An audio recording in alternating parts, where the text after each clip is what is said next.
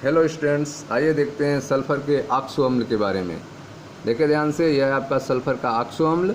Sulphur के अनेक oxo अम्ल बनाता है। सल्फर जो है वह अनेक ऑक्सो अम्ल बनाता है, जैसे सल्फ्यूरस अम्ल H2SO3, ठीक है, H2O3, H2H2O4, H2H2O5, H2SXO, ठीक है।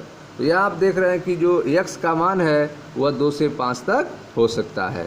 x का मान कितना हो सकता है? 2 से 5 तक है। और यह x किसके लिए है? सल्फर के लिए है।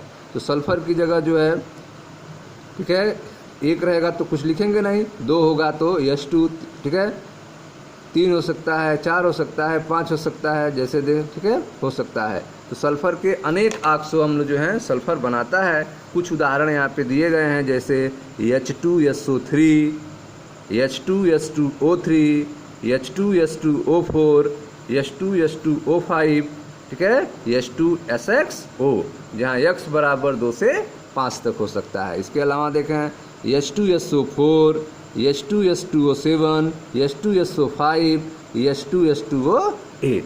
ये सब जो हैं यह सल्फर के ऑक्सो अम्ल के उदाहरण हैं। आइए कुछ स्ट्रक्चर के बारे में चर्चा करते हैं सल्फर के।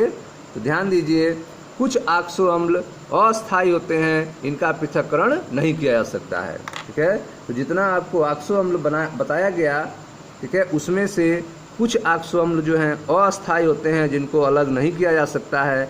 इनका अस्तित्व जलीय विलयन में अथवा लवणों के रूप में होता है, ठीक है। सल्फर के कुछ ऑक्सो अम्ल का यहाँ पे फिगर बना हुआ है, ध्यान दें।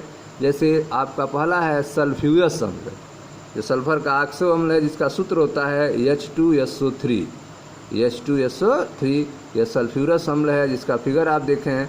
सल्फर जो है इसके पास एक लोन पेयर इलेक्ट्रॉन होता है, और इसमें सल्फर ऑक्सीजन बंद होता है और सल्फर OH 2 बंद होता है, ठीक है। सल्फर और OH के बीच में 2 बंद होता है, और सल्फर ऑक्सीजन के बीच में 1 बंद होता है, और सल्फर के पास एक लोन पेयर इलेक्ट्रॉन होते हैं सल्फ्यूरस अम्ल के स्ट्रक्चर में। सल्फ्यूरिक अम्ल में देखें H2SO4 में, तो सल्फ्यूरिक अम्ल में आप देखें सल्फर ऑक्सीजन 2 बंद पाया जाता है और सल्फर OH 2 बंद पाया जाता है। तो सल्फ्यूरस अम्ल में सल्फर ऑक्सीजन सिंगल बंद पाया जाता है, जबकि सल्फ्यूरिक अम्ल में सल्फर ऑक्सीजन डबल बंद पाया जाता है।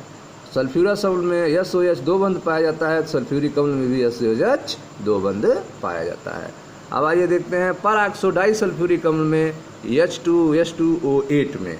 तो H2H2O8 में देखें, यहाँ पे आपका ऑक्सीजन बंद पाया जाता है, ठीक है। जो सल्फर ऑक्सीजन सल्फर, यह सिंगल बंद पाया जा रहा है, और सल्फर ऑक्सीजन बंद जो है वह 4 बंद हैं। आप देख रहे हैं यहाँ पर 2 बंद हैं, सल्फर ऑक्सीजन बंद, और यहाँ पर सल्फर ऑक्सीजन। तो सल्फर ऑक्सीजन के बंद में 4 बंद हैं, सल्फर ऑक्सीजन के बीच में बना हुआ, और सल्फर OH के बीच में 2 बंद पाया जाता है, SOH और SOH के बीच में।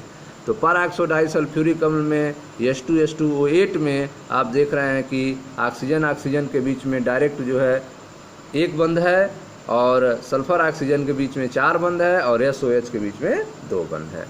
आप देखें पायरोसल्फ्यूरिक अम्ल ओलियम के बारे में देखते हैं, H2H2O7 के बारे में। पायरोसल्फ्यूरिक अम्ल जिसे ओलियम कहते हैं, इसके स्ट्रक्चर को ध्यान दें। इसमें जो है SOS सिंगल बंद पाया जाता है।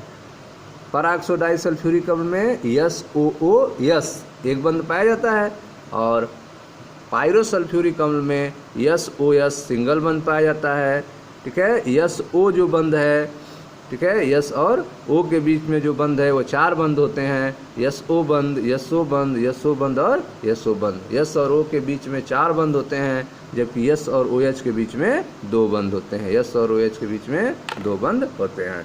तो यह सल्फर के कुछ महत्वपूर्ण ऑक्सो अम्ल थे, जिनकी संरचना के बारे में हमने थोड़ा सा डिस्कस किया।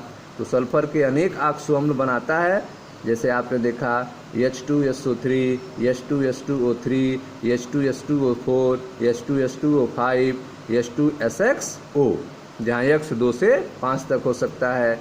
इसके अलावा H2SO4, H2H2O7, H2SO5, H2H2O8। ये सब कुछ सल्फर के ऑक्सो अम्ल थे। कुछ ऑक्सो अम्ल जो हैं वह अस्थायी होते हैं, जिनका पृथक्करण नहीं किया जा सकता है।